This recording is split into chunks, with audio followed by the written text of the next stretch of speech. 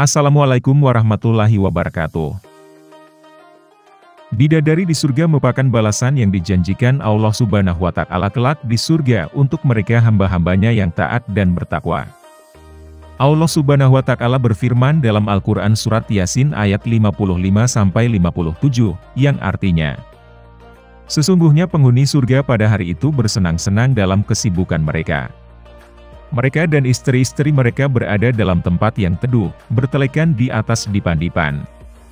Di surga itu mereka memperoleh buah-buahan dan memperoleh apa yang mereka minta. Kepada mereka dikatakan, salam, sebagai ucapan selamat dari Tuhan yang Maha Penyayang. Dikutip dari Buletin Darus Sholihin, karya Ustadz Muhammad Abduh Tuasikal. Pelajaran dari ayat-ayat tersebut yakni pertama yang dimaksud penghuni surga dalam keadaan sibuk. Kata Al-Hasan Al-Bashri, mereka sibuk menikmati kenikmatan yang ada di surga, sedangkan penduduk neraka sibuk dengan azab di neraka. Ibnu Kisan mengatakan, yang dimaksud adalah di surga mereka sibuk berziarah, berkunjung, satu dan lainnya. Tafsir Al-Bagawi, 23:644.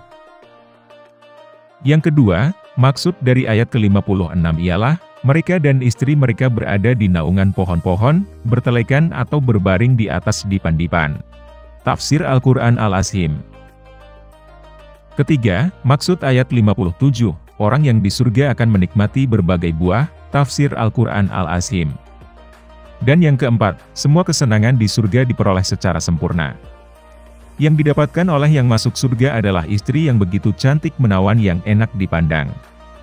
Bidadari tersebut adalah bidadari bermata jelita serta tergabung padanya kecantikan wajah, keelokan badan, dan kebagusan akhlak. Yang masuk surga tersebut akan berbaring di atas dipan yang dihiasi dengan kain yang dipercantik dan terlihat menawan.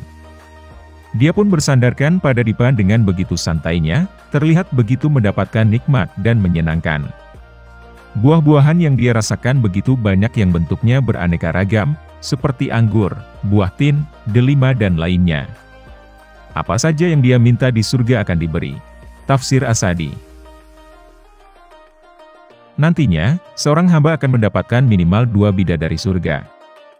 Dari Abu Sa'idi Al-Khudri radhiyallahu anhu, Rasulullah Shallallahu alaihi wasallam mengatakan mengenai penduduk surga yang paling rendah kedudukannya dan paling terakhir terselamatkan dari neraka. Kemudian ia masuk rumahnya dan masuklah menemuinya 2 bidadari surga, lalu keduanya berkata, segala puji bagi Allah yang telah menghidupkanmu untuk kami dan yang menghidupkan kami untukmu. Lalu laki-laki itu berkata, tidak ada seorang pun yang dianugerahi seperti yang dianugerahkan kepadaku. Hadis riwayat Muslim. Dari hadis Abu Sa'idi Al-Khudri inilah, Ibnu Hajar radhiyallahu anhu menyatakan, yang tampak dari hadis tersebut, setiap orang itu minimal punya 2 istri di surga.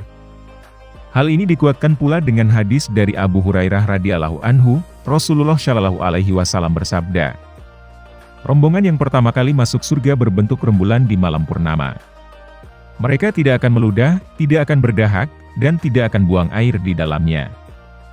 Bejana-bejana dan sisir-sisir mereka terbuat dari emas dan perak. Tempat bara api mereka terbuat dari kayu wangi. Keringat mereka adalah minyak kasturi. Setiap mereka memiliki 2 istri. Hadis riwayat Bukhari dan Muslim. Di samping itu, disebutkan jika seorang mukmin menghendaki lebih dari 2 bidadari, maka akan dikabulkan Allah berdasarkan keumuman firman Allah. Di dalamnya kamu memperoleh apa yang kamu inginkan dan memperoleh pula di dalamnya apa yang kamu minta. Quran Surat Fussilat ayat 31. Sementara itu, untuk betis bidadari surga juga disebutkan dalam lanjutan hadis riwayat Abu Hurairah. Setiap seorang dari mereka memiliki 2 istri yang sumsum betisnya dapat dilihat dari balik daging karena indahnya. Tidak ada perselisihan di antara mereka dan tidak juga ada kebencian. Hati mereka menjadi hati yang satu. Mereka bertasbih kepada Allah pagi dan petang. Hadis riwayat Bukhari dan Muslim. Itulah penjelasan mengenai bidadari sebagai ganjaran bagi penghuni surga. Semoga kita semua bisa merasakan nikmat surga yang disiapkan oleh Allah Subhanahu wa Ta'ala. Wassalamualaikum warahmatullahi wabarakatuh.